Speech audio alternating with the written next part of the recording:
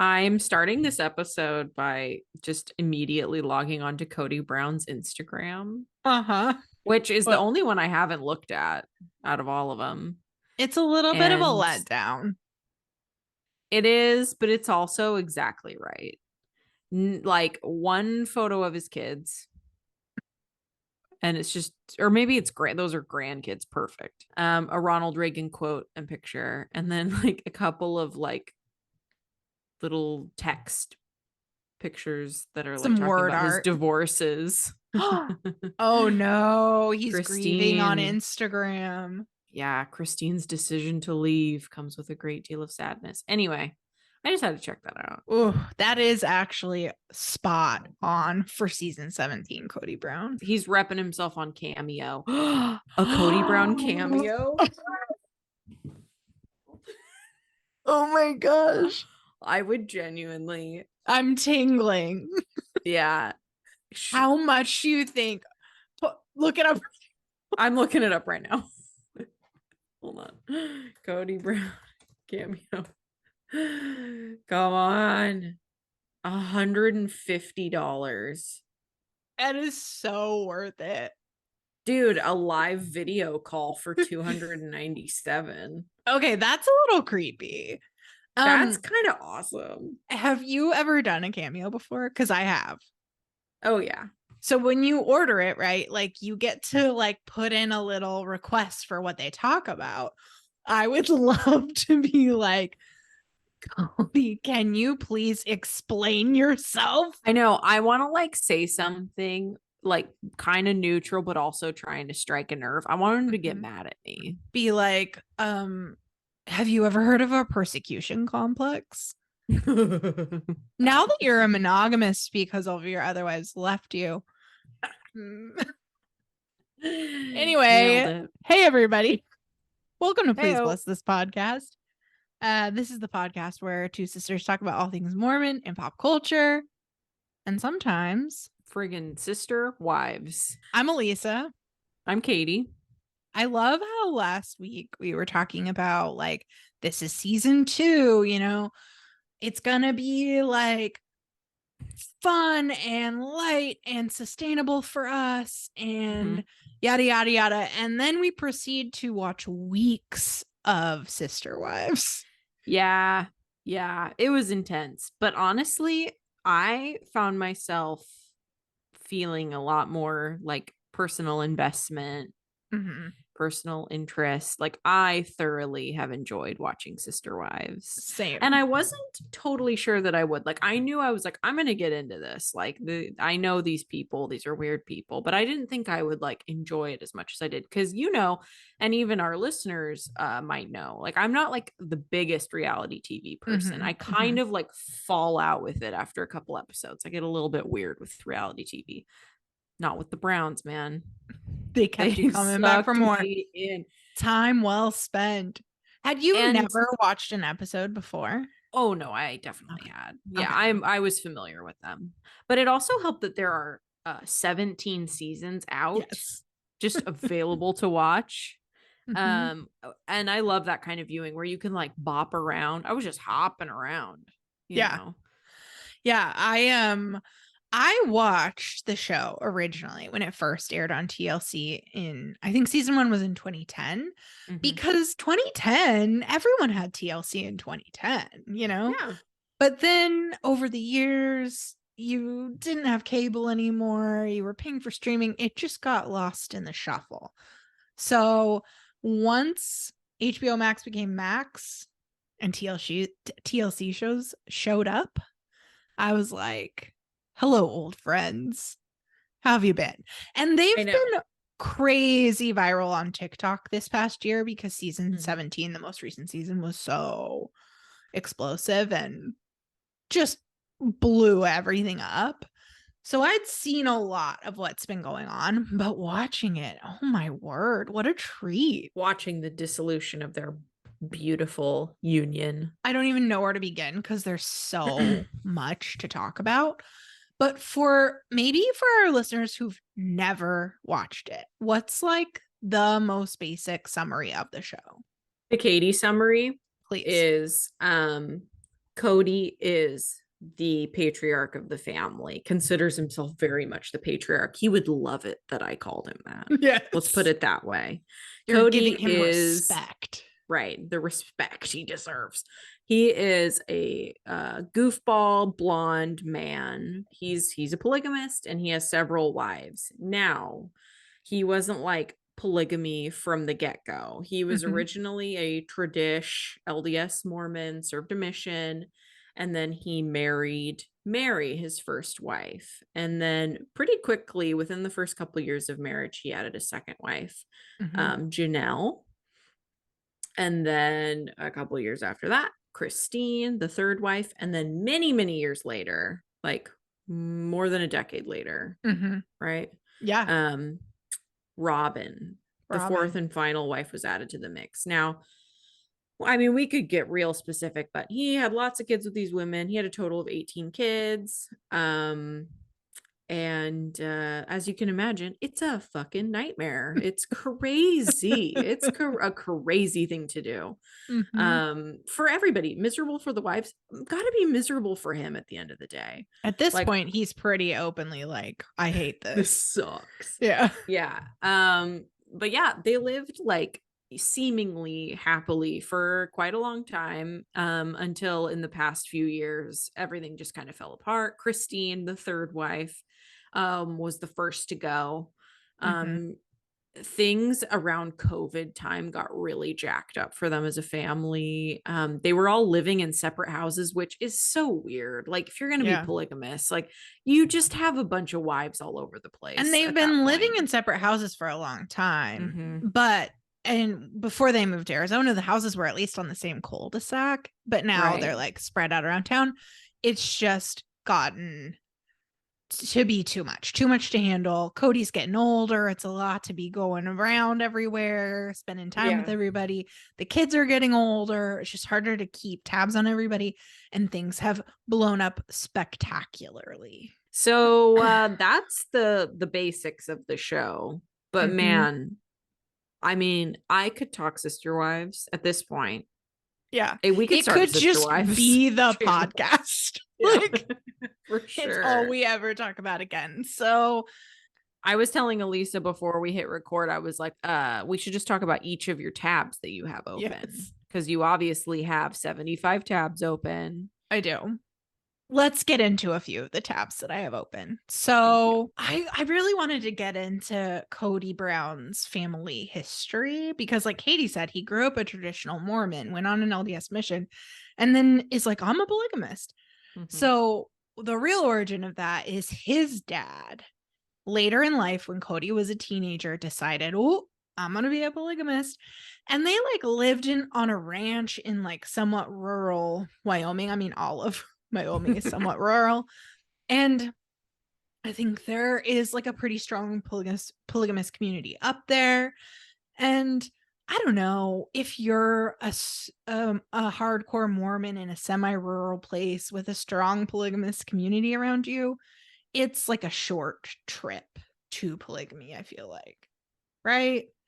I mean, I've definitely known people whose families went down that road, even if they started out as traditional Mormons.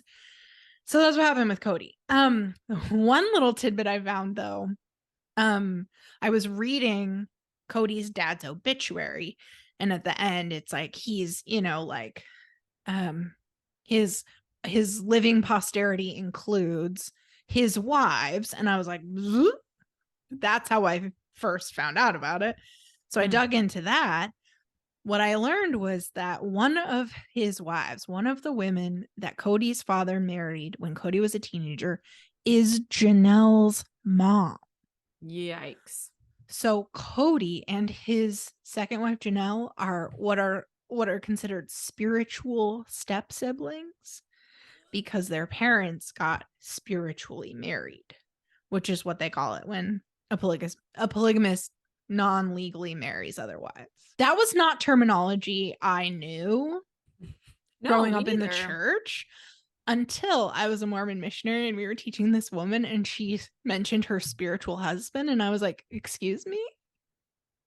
Can you say more about that? And she was just like, we're spiritually married. And I was like, but why aren't you married? And Mm-hmm. she was like, we can't be. And I was like, and why is that? I'm going to tell you, never did this woman give me a direct answer, but I figured it out. It was a real moment for me in my progression in Yeah, awareness. as far as I know, I've never met a polygamist, and I would like to. Yeah. We should get one on for the podcast. I know. I was like, do you think we could get like Mary? If we stayed at her inn in Parowan, could we get her? We wouldn't want Mary. I'm sorry. I don't want Mary. I'm good. I just mean it because Mary isn't like, I see Janelle and Christine as like the stars. Yeah. And like they have the most Instagram followers, the most kind of clout. And Mary seems like reachable. For Reachable sure. levels of fame. Okay, let me get back to my tabs. Sure.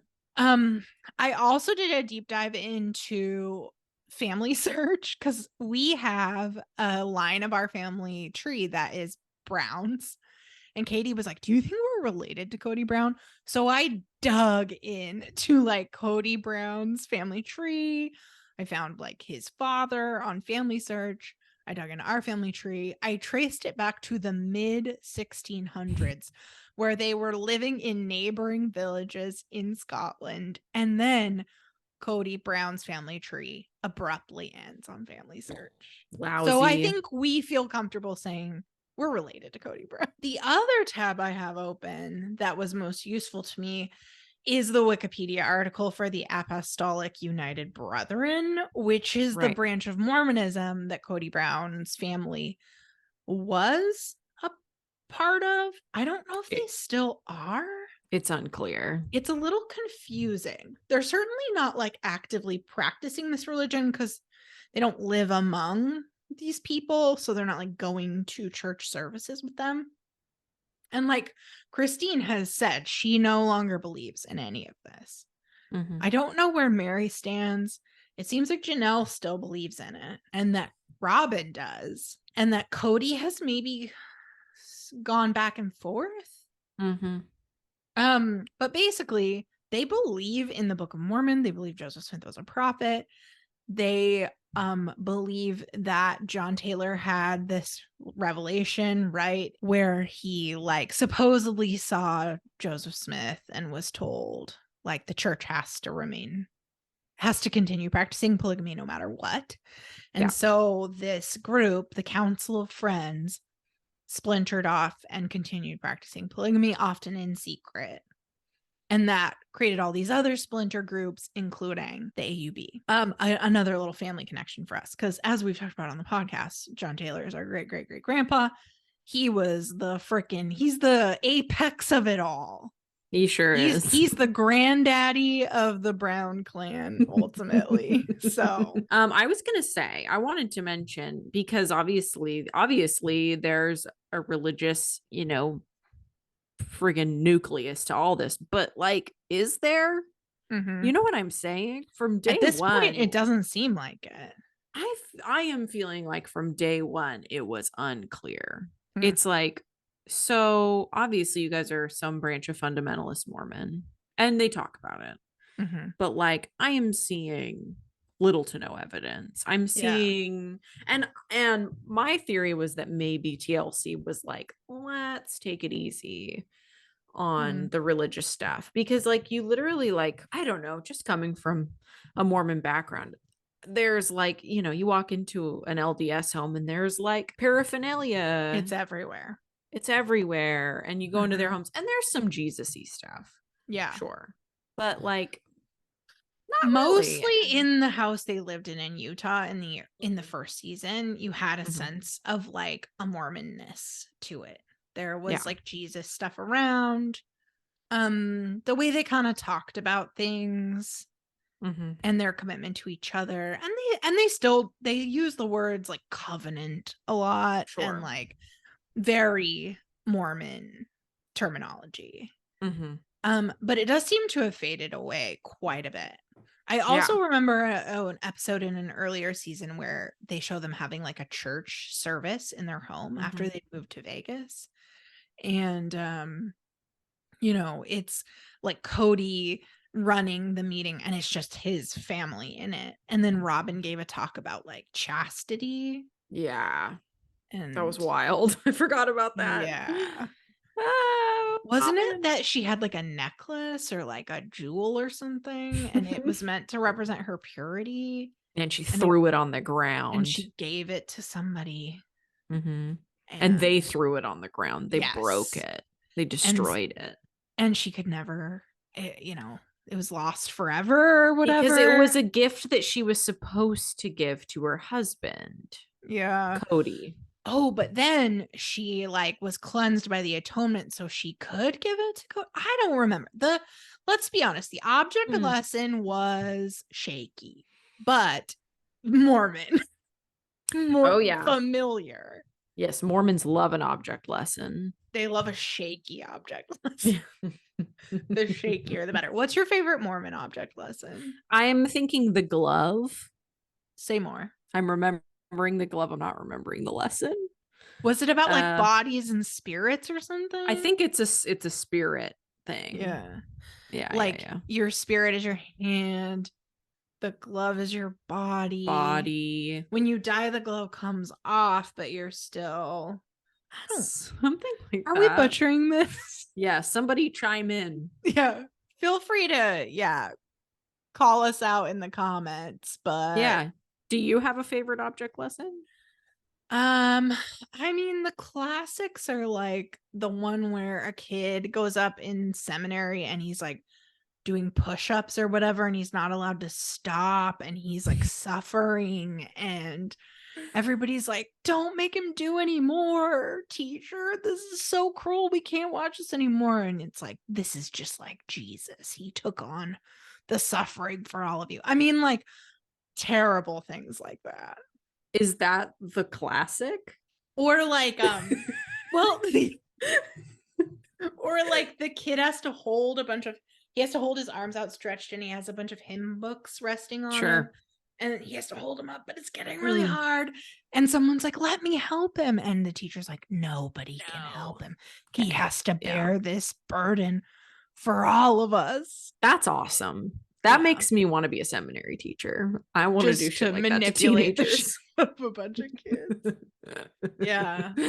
Woo. Takes me back to my EFY counselor days where it was like you'd plan this, like spiritual thought, and then you'd meet up with the other counselors and it was like, did they cry? Mm-hmm. Like that was the mark of whether you'd done a good job. Talk to us about the rabbit holes you went down. Not so much a rabbit hole, but a conversation that came up several times as I was watching the show with my husband is how transactional and like a business they run their family.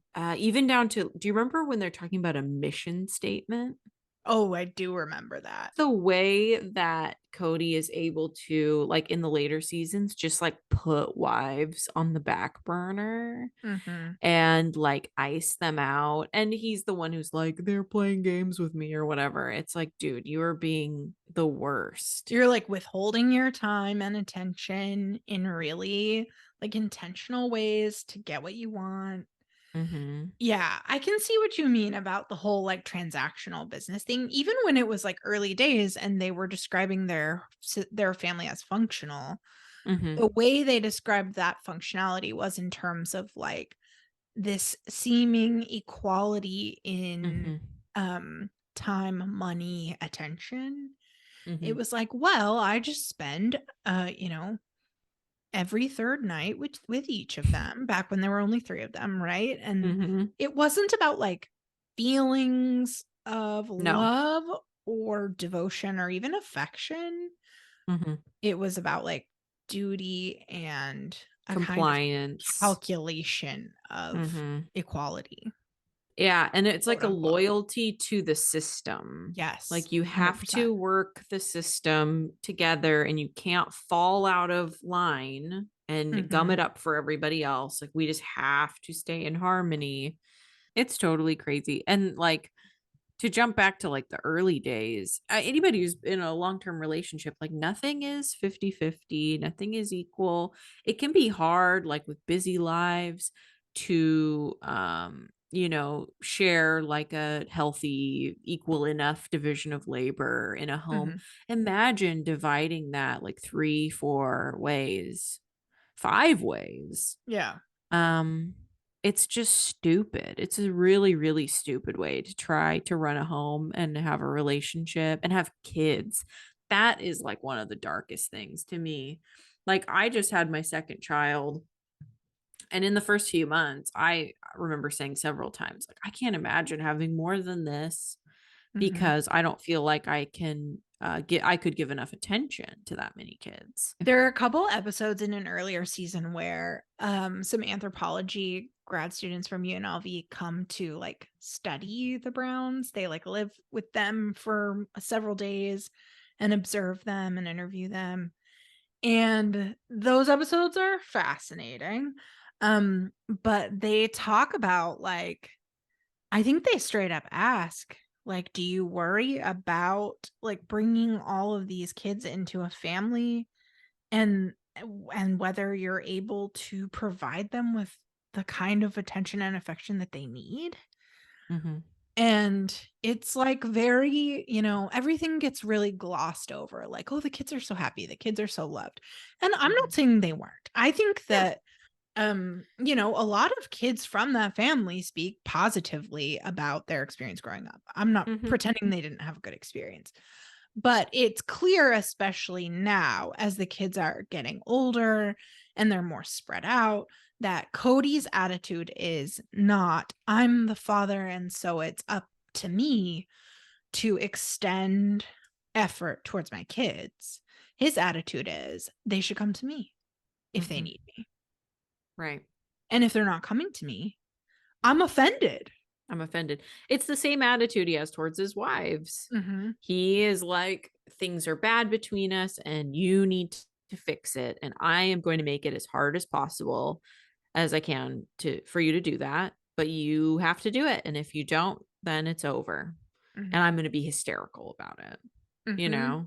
And it's Yeah. the same thing with his kids. He just creates so much trouble. I want to be clear. I am on and off like very sympathetic to Kody throughout this show.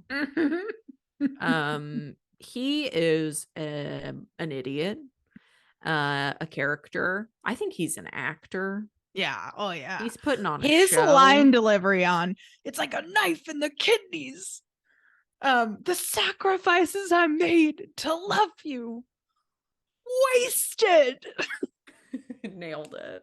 I mean, Yeah, that that line scene. rings in my ears, my heart. It's I well delivered. It is, and I appreciate how many times they replayed it. Like, it gets replayed It over and never over. gets old. Oh, it's incredible. I And could the watch it way that on the an wives, infinite loop. me too, and the way the wives are just looking at him totally glossed over, like, are you Yeah. done? Their complete non-reaction to his fits, it tells you everything you need to know about how Yes. everybody's feeling about things. They are over it. Yeah. He is screaming and play acting and like just going nuts, and He's they totally don't care. hysterical. And the way his like curly hair flops around. Oh my gosh. He's really embraced his curls. What he has not Yeah. embraced is the fact that his hairline has receded in a pretty extreme way. And he's Yeah. using like length and curl to cover that up.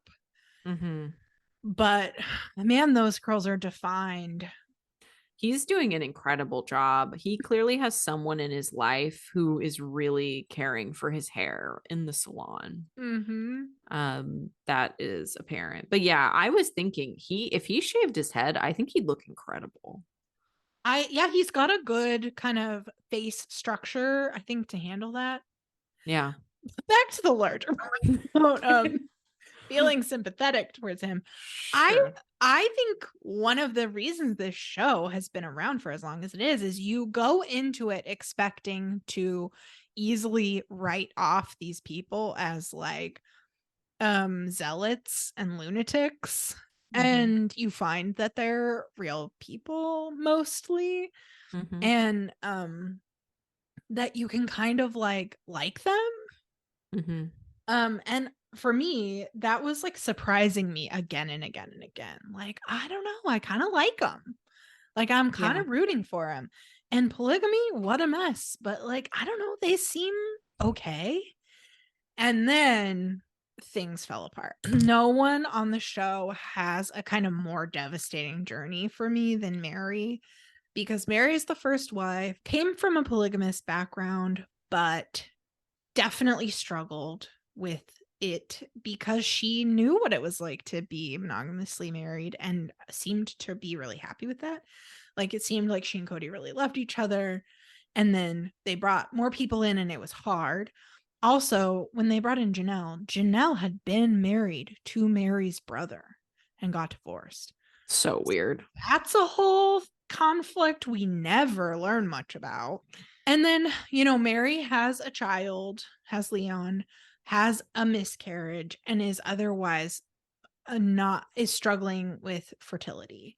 Mm-hmm. And in the kind of situation they're in where the goal is the more kids the better, always Mm-hmm. always more, she was kind of on the outside of all that. She was an empty nester, which normally you do with a spouse, if you've had a child together, but Kody was not an empty nester Not when even Mary close. was. And also the big thing is that when Robin joined the family and Kody wanted to legally adopt Robin's kids, Mary and Kody had to get a legal divorce so that Robin and Kody could get legally married. So all of that's happening as she's like becoming an empty nester. The show is taking off. We're getting all this attention, and I'm kind of getting left behind here. Mm-hmm. And so Mary gets caught up in a relationship online with someone who turns out to be a catfisher. It seems like, I mean, they're pretty cryptic about the details, but it seems like Mary was pretty scared that And she was like, heartbroken. yes, and like ashamed. Mm-hmm. And in her conversations with the other adults in the family about it, that definitely was reflected back at her. It wasn't like, oh no, you've been the victim of this terrible thing. It's, oh, you are untrustworthy. You There's had this no emotional understanding. affair. Like, come on, people. Yeah. Like, give We her, wash throw our her a hands. bone. Right. She has to be so lonesome, so Mm-hmm. isolated, living Mm-hmm. a totally different kind of life than all the other people in the family. Mm-hmm. And there's just no understanding for her. Mm-hmm.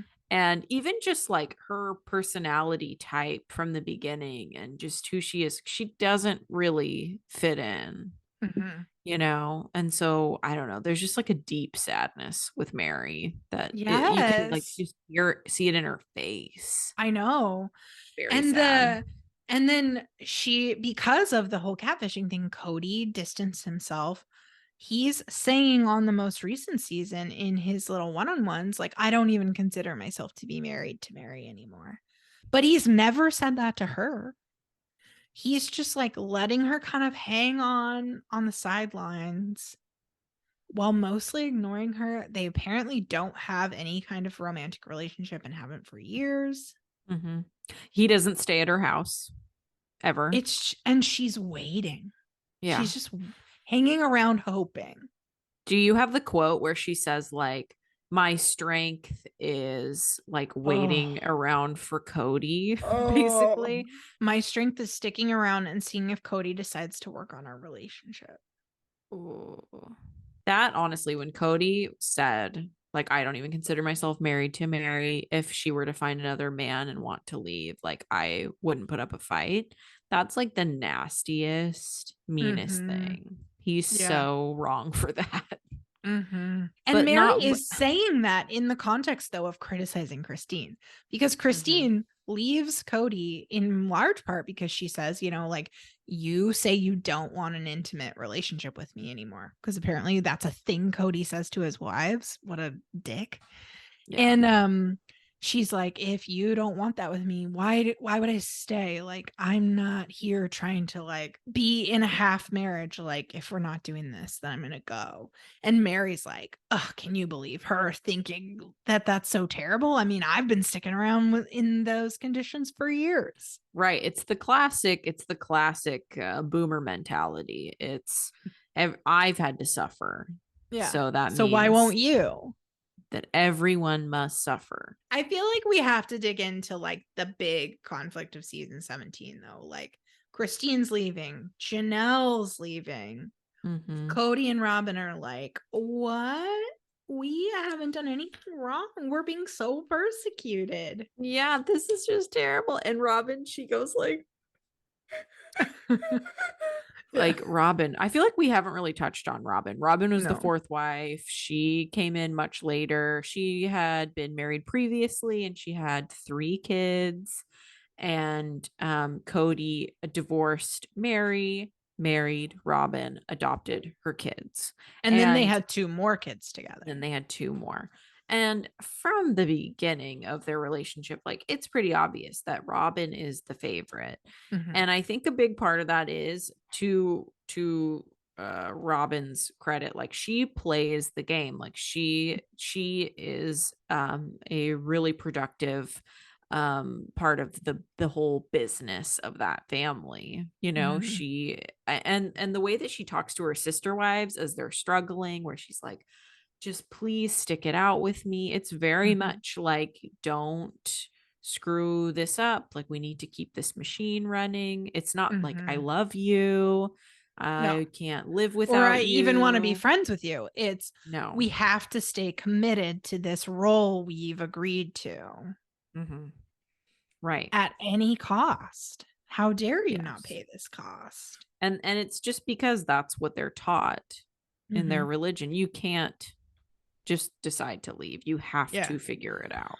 Oh, yeah. That brings us to a really dark moment. So Christine is like, I'm spiritually married to Kody. We're not legally married. So I'm divorced. I've decided. Mm. And cut to Robin saying, no, that's not how it works. You have to get permission from the church. But also, you're not really divorced until you've had sex with another man, because then you're an adulterer. And she's just like spitting out dogma like that's just the way it is. Yeah. Even though Christine doesn't even believe in their religion anymore. Right. It's pretty wild to hear her talk about it so matter of factly. Like, this is just fact. And like, Robin has this way of making these kind of statements that are incredibly problematic. As if she's doing it for the good of everyone, as if she's like playing the role of the like glue in the family. And Kody buys that. He sees her that way. He's like, she's such a good communicator. She's the one really keeping things together. She's the one really taking care of me. But the reality is the stuff she's saying, like in the one-on-ones for season 17, when she's like, can you blame Kody for withdrawing from his wives when they sometimes, I don't remember the exact terminology she uses, but she's basically saying they sometimes don't want to have sex when he wants to have sex. Right. Can you believe that? Yeah. What do you and being like, expect him to do? right. And to his credit, like they had like sometimes they had stretch marks or gained weight and he still loved them and treated them well. Like, whoop-de freaking do, lady. Yeah. But she's saying that in as a kind of way of being like, ladies, pick it up, do the work, get your asses in gear. Let's get it together. It's not Cody's not the problem. You're the problem. You need to be ready and willing to have sex at a moment's notice. You need to be like falling all over yourselves, thanking him that he decides to love you, even though you're not physically perfect. Because he's so incredibly good looking. The better his curls have gotten, the more insufferable his views have gotten. Yeah, I know. And that's a shame. Yeah. He was a lot more of a sympathetic character when he had that awful, like blown out hair. I wish that we could see the way he was styling it before. I want to see both ways. I want to see what he was doing when it was hideous. I feel like it was air out. dried, brushed out. I love how much of this episode is us talking about Cody's hair. But I also feel like, I mean, you said this, right? There are like Reddit threads kind of speculating that he's gone down a sort of misogyny rabbit hole, that he's been like red pilled.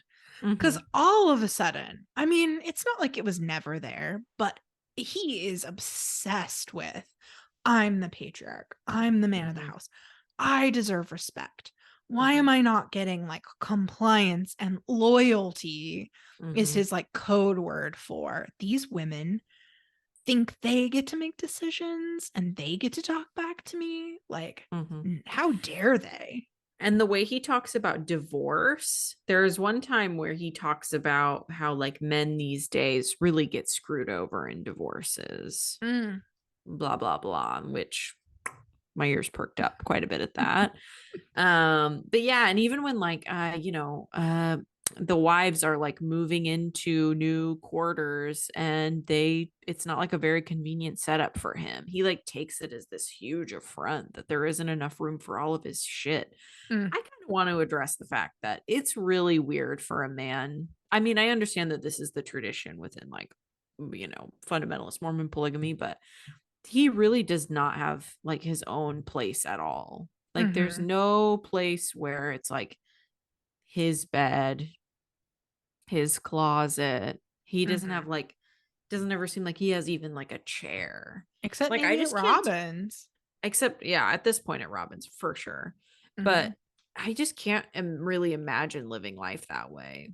Yeah, It's it's a little bit very, transient how he just is going from place to place, but he's never really like settled. I was gonna say we're team Christine, but also I was telling Katie, like, I've struggled with Christine while watching the show. Like, she's not necessarily my favorite. Um, because I find that she speaks in a way that reminds me of like Relief Society mm-hmm, sisters, like kind of performing a little mm-hmm. sweet lilt in her Yeah, voice. a little breathy. A little breathy. Yeah. And I Mm-hmm, noticed like a couple of her kids have that. And I was like, I don't know what it is about her, but she's like a little, and I couldn't think of the word, and then I was like, floofy? mm-hmm. And Katie was like, what? And I was like, I don't know how to explain it, except it's something about the lilt in her voice, plus the fact that her kids are named like McKelty Mm. and Truly Aspen. with a Mm-hmm. Y. Of course. Just a little bit of floof that, as someone who grew up in Mormonism and lived in Utah, ooh, it's. It's a little triggering. And it's a very specific kind of sweet lilt because Mhm. Janelle also has a very Utah Mormon Yeah. vibe and voice, but it's like nice. Like, Mhm. she is like a kind of the nice aunt archetype. Yeah. Janelle looks like a member of our family to me. I just hundred inherently percent. trust everything about her. We should have looked into whether we were related to her because genuinely that may be the case. But yeah, Uh, so there are different, it's not all Mormon dialects aren't created equal. Some of them are mhm. just a little too floofy. A little, just a touch too much floof. Let Yeah. me ask you this, Katie, as we wind down. I mean, there's so much to talk about with this show. Hmm. I feel like it's almost overwhelming. But one thing I kept thinking about was just like polygamy as a system Hmm. and our relationship to it growing up and our awareness of it growing up. Hmm. And in a lot of ways, we were sheltered from it. We were like taught that we were completely separate from it. But in other ways, it was like very much a part of our family history and like religious history. Yeah. Did you, growing up, ever fear that you would one day have to live polygamy? No. Mm-hmm. No, I didn't. I always felt sympathetic to polygamists because that, I think, was kind of how we were raised, you know. They should be allowed to kind of, I mean, like, it was bad, and I think that, uh like, they shouldn't do it, but also we should keep the kids with their families and la di da di Mm-hmm. da. Mm-hmm. You know what I'm saying? It was a little conflicted. Yeah. But that was like especially like the Warren Jeffs flavor of polygamy, right? For sure. Yeah. Yeah. The wearing costumes. kind of like obviously And like child old abuse. men marrying like 13-year-olds and stuff. Right. Yeah. And that was just mostly what you saw. I mean, I never really was exposed to any other flavor of polygamy until Sister Wives. Mm-hmm. But yeah, no, I didn't think I would have to participate in it. Did you? A little bit. Hmm. Maybe not in this earthly life. Okay, I was gonna say maybe in the afterlife for Yeah, sure. there was definitely a sense. I mean, based on the scriptures, really, Mm-hmm. that after we died, that was the expectation. And I feel like I would hear women in the church talk about that as a fear. Mm. Like, or, you know, if there was ever any kind of discussion of like, how have you overcome your doubts and fears? It was like, well, one of my doubts and fears is polygamy. And here's how I've overcome that doubt and fear, right? Wow. So it was just in the air that like polygamy was not over and Mm-hmm. we Yeah. weren't all gonna escape it completely. Yeah. So growing up with that as this kind of like haunting thing, it is especially fascinating to watch the Browns like actually live it and seem kind of like normal people. Mm-hmm. And to realize that that is just going on out there in the world. It was going on out there in the world when we were growing up. It was going on like down the street. I would love to know the numbers. Like, I would Mhm. love to know how many polygamists there are, where they are, because obviously they are just really, really, really good at keeping it under wraps because they have to be. Mhm. But yeah, they really are all around us. They really are And all they're around coming to us. get you. So watch out. Yeah. I mean, ultimately, I don't think they say this, but Sister Wives was pitched, I'm sure, on the Brown side as a missionary tool. Yeah. It's like, let's get this show so that people can see that we are normal, good people, and they'll wanna, you know, come do this. Yeah. Ideally. Right. We're normal. Look at how hot the husband is. Look at his long flowing locks. Don't you want a piece of that? Ooh, in his little red sports car. Mm, Woo. I feel like it's become just more and more mainstream for folks to be in polyamorous relationships. And Yeah. obviously, like polygamy is within the context of the Browns, like defined by like a religious system. Mhm. Um and like really rooted in patriarchy, even though it didn't always look that way on Sister Wives. It fundamentally was Mhm. and has clearly become that. Um But I think, like, because we grew up with this sense that, like, polygamy equals bad, it's just interesting to think about different models of, like, relationships without bringing that baggage to it. I can't. Mhm. I'm yeah. I'm a judger. I'm a judger of that. I I'm I a uh skeptic. I yeah, yeah. Mhm. I honestly not even a skeptic, like, because I don't know anything. I'm not like basing it off of my own evidence. I'm just judging at face value. Mhm. I just am thinking I am judging that the answer is no. Have you not known a lot of polyamorous people? No, I haven't. Have you? Oh, yeah, tons. I mean, I think it's because I went to grad school in the humanities. I just know a lot of characters. Um, I know tons of people who are in like open relationships who have like Yeah, that's a different. partner, but also other, like a kind of central partner and other partners. Yeah, I know tons of Yeah. people and who talk about like ethical non-monogamy and they're advocates for it and they have Mhm. this whole kind of pitch for why it's better. Sure. And don't get me wrong, like literally do whatever you want. And Yeah, it's of course. probably fine.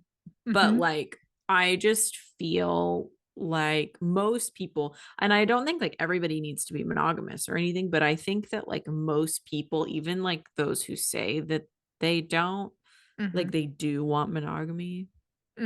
Interesting.